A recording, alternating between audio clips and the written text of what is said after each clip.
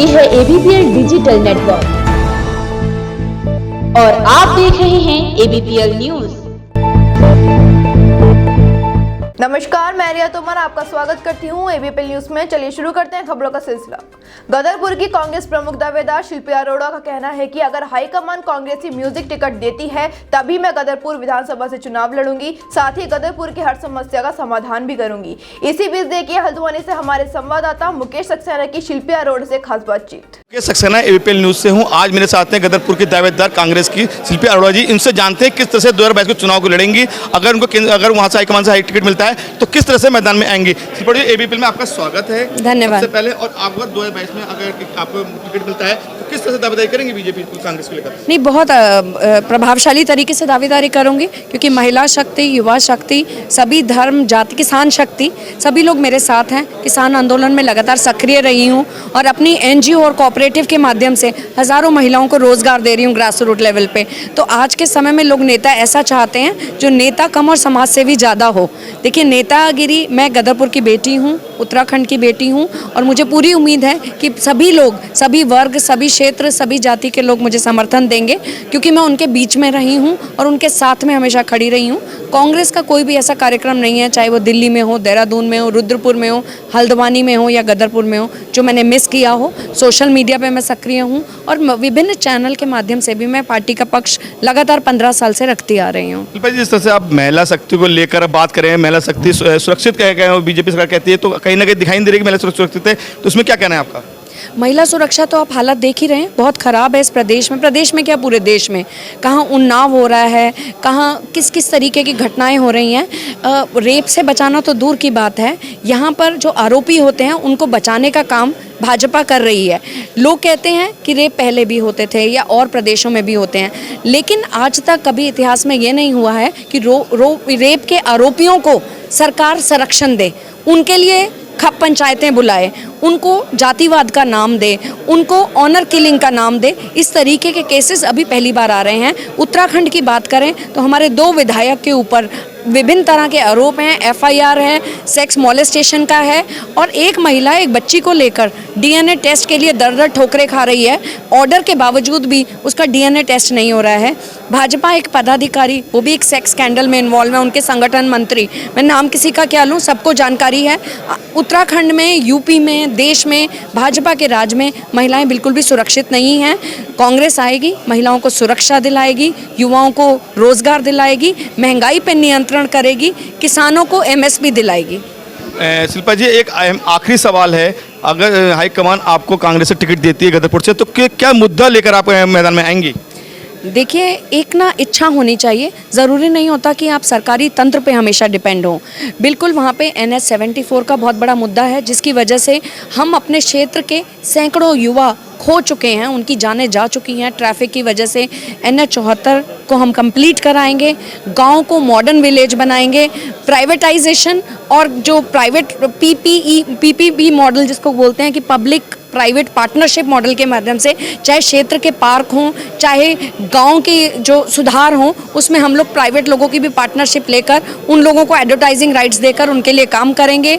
किसानों के लिए MSP पे इंश्योर करेंगे कि सभी किसानों को MSP पे फसल का दाम मिले, सभी को उससे मिले। युवाओं के रोजगार के अवसर होंगे, महिलाओं की सुरक्षा की व्यवस्था होगी, CCTV लगाने की मैं व्यवस्था करूंगी कि पूरे क्षेत्र में जो भी जहां अंधेरा रहता है या जो डार्क कॉर्नर्स होते हैं वहां पे CCTV लगे। ज़रूरतमंद लोगों को मुफ्त वाईफाई उपलब्ध कराने का काम करूंगी। इस तरीके का कई बहुत एजेंडा हैं जो मेरे विजन में हैं, जिसको मुझे उम्मीद है कि अपने कॉन्टैक्ट्स, अपने अनुभव और कॉरपोरेट वर्ल्ड की जान पहचान को लेकर उन सबको मैं एग्जीक्यूट करा पाऊंगी। ये थी हमारी कांग्रेस के प्रमुख दावेदार गदरपुर से शिल्पा अरोड़ा जी। मैं मुकेश सक्सेना, अपने सहयोगी राकेश कुमार के साथ ABPL न्यूज हल्द्वानी। विधानसभा चुनाव 2022 के नजदीक आते ही तमाम राजनीतिक दल जनता के बीच पहुंचकर अपनी उपलब्धियां गिनवाने के साथ साथ जनता से नए वादे भी कर रहे हैं। पहले तो आप सबको बताना चाहता हूं कि उत्तराखंड में जिस तरीके से आम आदमी पार्टी लगातार अपना कैंपेन चला रही है, लगातार लोगों से मिल रही है, लोगों के बीच जा रही है, अलग अलग पार्टी के शीर्ष नेतृत्व की तरफ से अलग अलग जगह जनसभाएं हो रही हैं सारी विधानसभाओं में। उसी के मद्देनजर जैसे आम आदमी पार्टी कर रही है वैसे ही भाजपा भी कर रही है, लेकिन भाजपा में जिस तरीके से लोगों का रुझान है वो कल की जो जेपी नड्डा जी की रैली है, जो राष्ट्रीय अध्यक्ष जिन्हें कहा जाता है, भाजपा के राष्ट्रीय अध्यक्ष हैं जेपी नड्डा जी, और मदन कौशिक जी जो प्रदेश अध्यक्ष हैं, हरिद्वार में उनकी रैली हुई। और उस रैली में एक चीज़ देखने को मिली कि उत्तराखंड के लोगों ने पूरी तरीके से भाजपा को नकार दिया है, हरिद्वार के लोगों ने पूरी तरीके से भाजपा को नकार दिया है। और एक कल की रैली की फ़ोटोग्राफ है जिसमें ये पता लग रहा है कि उत्तराखंड में जिस तरीके से भाजपा जो है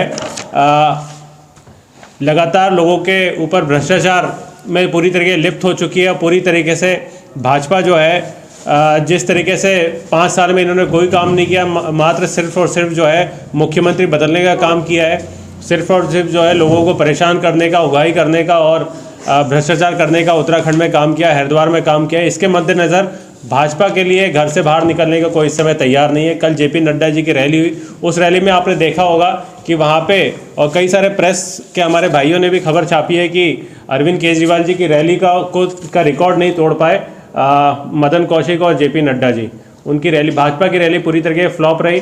ये देखिए 2 तस्वीरें आप तो दिखा रहा हूँ। एक तो अरविंद केजरीवाल जी की जो कुछ दिन पहले हरिद्वार में रैली हुई, उसमें देखा आपने हज़ारों की संख्या में यहाँ पे लोग इकट्ठा हुए और लोगों ने अरविंद केजरीवाल जी को चाहा, अरविंद केजरीवाल जी को देखा और उन्हें सुना। लेकिन वही जेपी नड्डा जी की रैली में पूरी तरीके से फ्लॉप रैली हुई और पूरी तरीके से उत्तराखंड की जनता ने जेपी नड्डा जी की रैली को और भाजपा की रैली को पूरी तरीके से नकार दिया है। जिस तरीके से भाजपा ने भ्रष्टाचार कर करके उत्तराखंड के लोगों का, हरिद्वार के लोगों का पूरी तरीके से एक तरीके से शोषण कर रखा है। ना यहाँ पे रोजगार है, ना यहाँ पे बिजली पानी जैसे स्कूल देख लीजिए, हॉस्पिटल, पूरी तरीके से उत्तराखंड और हरिद्वार को बर्बाद करके छोड़ दिया है। स्वास्थ्य जागरूकता व नशे के खिलाफ युवाओं को जागरूक करने के लिए सितारगंज में मटवाल यूथ क्लब के सौजन्य से शहीद उधम सिंह हाफ मैराथन का आयोजन किया गया। वहीं इसका शुभारंभ सितारगंज के प्रतिष्ठित शिक्षण संस्थान जीएस कॉन्वेंट स्कूल के प्रांगण से किया गया। वहीं मैराथन का समापन जीएस कॉन्वेंट स्कूल के प्रांगण में ही हुआ। यहाँ सितारगंज में विनोद मटवाल जी ने मुझे यहाँ पे इन्वाइट किया था मुख्य अतिथि के तौर पर। और यहाँ पे आज जो इवेंट है 5 किलोमीटर, 10 किलोमीटर एंड 21 किलोमीटर, तो सबको मैं देता हूँ बधाई, जितने भी पार्टिसिपेंट थे, जितने भी यहाँ विनर्स थे। और काफ़ी अच्छा अनुभव रहा मेरा यहाँ पे और लोगों ने काफ़ी बढ़ चढ़ के हिस्सा लिया यहाँ पे। बहुत अच्छा लगा मेरे को, क्योंकि आज ये लोग पार्टिसिपेट कर रहे हैं, कल यही लोग हमारे देश का नाम भी रोशन करेंगे, स्टेट का नाम रोशन करेंगे। शर्मा फ्रॉम शहीद उधम सिंह हाफ मैराथन में पार्टिसिपेट करके बहुत अच्छा लगा। हमने ऐसे ही कई हाफ मैराथन में पार्टिसिपेट किया हुआ है, हमें बहुत अच्छा लगता है। ये हमारा मतलब पैशन बोल सकते हैं। बहुत अच्छा लगा। मैं त्रिलोक सिंह नेगी, मेरी उम्र 65 साल है। मैं यहाँ पर उधम सिंह नगर शहीद उधम सिंह के स्मृति में इन्होंने जो मैराथन किया था 21 किलोमीटर में मैं पार्टिसिपेट किया। मैं अपने एज ग्रुप में फर्स्ट आया और पूरे ग्रुप में मेरा 13वां नंबर था। मैं पार्टिसिपेट करके मुझे फर्स्ट सेकंड रैंक से मुझे मतलब नहीं था, मुझे पार्टिसिपेशन चाहिए था कि मैं पार्टिसिपेट करूं। क्यों कि इसमें जो ये इनका जो एम था कि नशा मुक्ति के ऊपर इन्होंने जो मैराथन को किया, उसके ऊपर से उससे मैं काफ़ी प्रभावित हुआ। तो मैं चाहता था कि ये इसमें मैं पार्टिसिपेट करूं, इसी वजह से मैंने पार्टिसिपेट किया। मुझे बहुत अच्छा लगा, मुझे इतने लोगों से मिल करके अच्छा लगा कि मेरे से बहुत सारे लोग प्रेरित हुए। सबसे इम्पोर्टेंट बात ये थी कि लोग मुझे ये पूछ रहे थे कि साहब आपकी उम्र क्या है और आप क्यों पार्टिसिपेट कर रहे हैं। तो मेरा उनसे एक ही उनको ये संदेश था कि आप पार्टिसिपेट करेंगे तो आप स्वस्थ रहेंगे। नैनीताल जिले के एसएसपी पंकज भट्ट हल्द्वानी पहुंचे, जहां उन्होंने कोतवाली सहित सभी चौकियों का स्थलीय निरीक्षण किया। वहीं बहुउद्देशीय भवन में पत्रकारों से वार्ता करते हुए उन्होंने बताया कि नैनीताल जिले में मुख्य रूप से नशे को लेकर पुलिस कार्य करेगी। उनका कहना है कि नशे का कारोबार फल फूल रहा है, जिस पर पुलिस पहले से ही कार्रवाई करते हुए आ रही है। साथ ही चुनावों को देखते हुए पुलिसिंग को पहले से भी ज्यादा सक्रिय कर दिया गया है। यहाँ पर क्या प्राथमिकता रहेगी? हमारी जो सबसे पहली प्राथमिकता है वो नशे को लेकर के है कि नैनीताल जिले को नशा मुक्त बनाया जाए। हम लोग प्रयास करेंगे कि इसमें दो तरफा कार्रवाई हो। एक तो पब्लिक अवेयरनेस कैंपेन चलाया जाएगा और दूसरा नशा कारोबारियों के खिलाफ बड़ी कार्रवाइयाँ की जाएंगी, जिसमें गुंडा और गैंगस्टर की कार्रवाइयाँ भी हैं। दूसरा जो ट्रैफिक की समस्या है, इसको लेकर के अभी हम लोग जो है प्लान बना रहे हैं, उसको अतिशीघ्र इम्प्लीमेंट किया जाएगा और जितना प्रयास हो सकता है हम लोग उसमें करेंगे कि सुगम यातायात दिया जा सके। और कुछ नया क्या रहेगा? इसमें हमारी प्राथमिकताएं हमारे द्वारा बता दी गई हैं। बाकी जो पुलिस के अन्य कार्य होते हैं वो लगातार पुलिस करती रहती है। उसमें पहले भी मेरे से पूर्वी लोगों द्वारा बहुत अच्छे प्रयास किए गए और हम उनको आगे जारी रखेंगे। तो चुनाव भी नज़दीक हैं, अगर कानून व्यवस्था की बात करें अब इसमें क्या बदलाव किए जाएंगे? इसमें कोई बदलाव नहीं किया जाएगा। लगातार अच्छा कार्य हो रहा है कानून व्यवस्था की दृष्टि से और हल्द्वानी में अब चुनाव को देखते हुए जो निरोधात्मक कार्रवाई हैं वो बढ़ाई जाएंगी। इसके अलावा जो शस्त्र जमा करने की कार्रवाई है उनको आगे बढ़ाया जाएगा। ब्रिटिश काल के शासन में बनी सितारगंज तहसील जो काफी जर्जर हो चुकी थी, जहां कभी भी किसी भी समय कोई भी बड़ा हादसा हो सकता था। इसी को देखते हुए कई सालों से तहसील को नई मंडी स्थित आवासों में शिफ्ट कर दिया गया था। नए भवन की मांग को लेकर कई बार पत्र लिखे गए। वहीं क्षेत्रीय विधायक गौरव बहुगुणा से तहसील कर्मचारियों ने बात की, जिसके विषय में विधायक ने पूर्व सीएम त्रिवेंद्र सिंह रावत को अवगत कराया।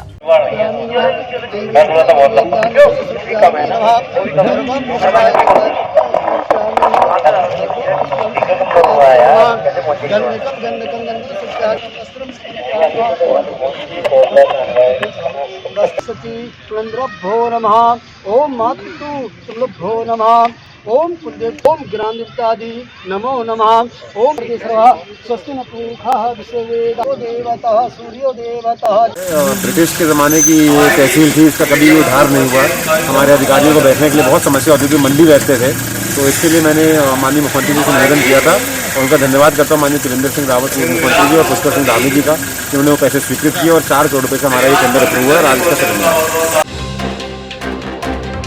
कांग्रेस द्वारा आयोजित किसान विजय समारोह मुनाकोट विकासखंड के मैदान में उमड़ी भीड़ को देखकर कांग्रेस के दिग्गज नेताओं में भी जोश भर गया। पहली बार पिथौरागढ़ में कांग्रेस के कार्यक्रम में एक मंच पर दिग्गजों का जुटना कांग्रेस की एकता को भी दिखा गया। देखिए हमारी रिपोर्ट। देखिए, आज मयूख मेहर जी ने यहाँ पर किसान सम्मानों परिप्रेक्ष्य में इस कार्यक्रम का आयोजन किया है और जिसमें सभी लोगों ने हमने प्रतिभाग किया है। ये संकेत है इस बात का कि कांग्रेस सदैव किसानों का सम्मान करने का काम करती रही है और पूर्व में जब हमारी सरकार रही, सोनिया जी और डॉक्टर मनमोहन सिंह जी की अगुवाई में हमने 72,000 करोड़ का पैकेज देकर के देश के किसानों का ऋण माफ करने का काम किया। आज सत्ता में बैठे हुए लोगों ने बड़े बड़े वादे किए थे कि हम किसानों का ऋण माफ करेंगे, किसानों का ऋण माफ नहीं हुआ। आय दुगुना करेंगे, कैसे आय दुगुनी होगी इस परिप्रेक्ष्य में भी मौन है। आज हालात बद से बदतर हैं। 2017 में जो वादे किए थे किसानों के परिप्रेक्ष्य में, नौजवान साथियों के परिप्रेक्ष्य में, महंगाई के परिप्रेक्ष्य में, भ्रष्टाचार के परिप्रेक्ष्य में, कोरोना की महामारी से लड़ने में सरकार पूरी तरीके से अक्षम साबित हुई है। आपके सामने है भू कानून को लेकर के लोग संघर्ष कर रहे हैं। तीर्थ पुरोहित जो है सड़कों पर संघर्ष करने के लिए जो है बाध्य हुए। तो हालात बद से बदतर हैं। इस प्रदेश के अंदर 2022 में चुनाव होने जा रहा है, तो मैं समझता हूं कि उत्तराखंड के लोगों ने ये मन बना लिया है कि भारतीय जनता पार्टी की विदाई करें। और जो इस तरीके से आज यहाँ जन सैलाब उभर करके आया है, तो मैं कह सकता हूं कि ये परिवर्तन की बयान है। किसान सम्मान रैली आज का यह ऐतिहासिक मैदान ये भविष्य 2022 के भविष्य को निर्धारित करेगा और निश्चित रूप से एक माहौल दिख रहा है, वातावरण दिख रहा है और एक जोश दिखाई दे रहा है, ऊर्जा दिखाई दे रही है। निश्चित रूप से मेरा मत है कि उत्तराखंड की, पिथौरागढ़ की, उत्तराखंड की महान जनता ने परिवर्तन का मन बना लिया है और सच भी है कि भारतीय जनता पार्टी सरकार अपने वायदों पर खरी नहीं उतर सकी। जो उनका दृष्टिपत्र था 2017 का, उसमें उन्होंने उन वायदों को पूरा नहीं किया और हालात बदतर से बदतर होते गए हैं। नौजवानों के हाथों में काम नहीं है। किसानों की दशा से आप भलीभांति परिचित हैं कि किसानों को कहा था कि हम 2022 तक किसानों की आय को दुगना करेंगे, नहीं की। महंगाई ने आसमान को छू लिया है, पलायन निश्चित रूप से हो रहा है, विकास योजनाएं बंद हो गई हैं और जो हमारा अनुसूचित जाति, जनजाति, शोषित, वंचित समाज है उनके कल्याणकारी कार्यक्रमों को रोक दिया गया है। तो कई विषय ऐसे हैं जिससे भारतीय जनता पार्टी अपने ही बुने जाल में घिर गई है और मेरा निश्चित रूप से मत है, मैं कोई भविष्यवक्ता नहीं हूँ, लेकिन जो वातावरण है, जिस तरह का माहौल है और जिस तरह से जनता की अनदेखी की गई है 5 सालों में, 4.5 सालों में, तो जनता जवाब देगी और माकूल जवाब देगी। ये अभूतपूर्व रैली है। सारा पिथौरागढ़ उमड़ घुमड़ करके ये घोषित कर रहा है कि हमको इस बार कांग्रेस को लाना है। 2022 की जीत की घोषणा कर रहा है पिथौरागढ़, मूनाकोट, डीडीहाट सब घोषणा कर रहे हैं। उसके लिए मैं हृदय की गहराई से यहाँ के सब लोगों को बहुत बहुत धन्यवाद देता हूँ। और मयूख महर को तो आप लोगों ने एक प्रकार से आज विजेता घोषित कर दिया है, उसके लिए भी आप सब धन्यवाद के पात्र हैं। कांग्रेस हमेशा एक मंच पर है, बाकी हम एक जीवंत पार्टी हैं। जीवंत पार्टी में राय अलग अलग होती है, बिंदुओं पर अलग अलग तरीके से बात करते हैं, लेकिन जिस समय खड़े होने की बात आती है, आगे लड़ने की बात आती है, सब एकजुट हैं। देखिए, जो इस देश का संविधान है और उस संविधान का मूल है लोकतंत्र, जनता का, जनता के लिए, जनता का द्वारा, जिसे भारतीय जनता पार्टी तानाशाही में परिवर्तित करना चाहती है। जिस तरह से बिना मांगे उसने 3 काले कृषि कानून भारत के किसानों पर थोपे और किसानों ने गांधी जी के बताए हुए रास्ते पर आंदोलन करते हुए 700 से ज़्यादा लोगों की शहादत देने के बाद जब बीजेपी अपना तानाशाही रवैया नहीं बदल रही थी, लेकिन चुनावों की आसन हार को देखते हुए और उपचुनावों में जो सशक्त बीजेपी को मिली हिमाचल, हरियाणा, राजस्थान में, उससे उन्होंने उन कानूनों को वापस लिया। पिथौरागढ़ जिले के ग्राम बासीखेड़ निवासी 41 वर्षीय बीएसएफ जवान मनोज कुमार का पश्चिम बंगाल में ड्यूटी के दौरान निधन हो गया। घटना की सूचना मिलते ही पूरे क्षेत्र में शोक की लहर छा गई। इस दौरान उनका पार्थिव शरीर गड़ाई गंगोली में उनके आवास पर लाया गया, जहां सैकड़ों लोग उनके अंतिम दर्शन करने के लिए पहुंचे।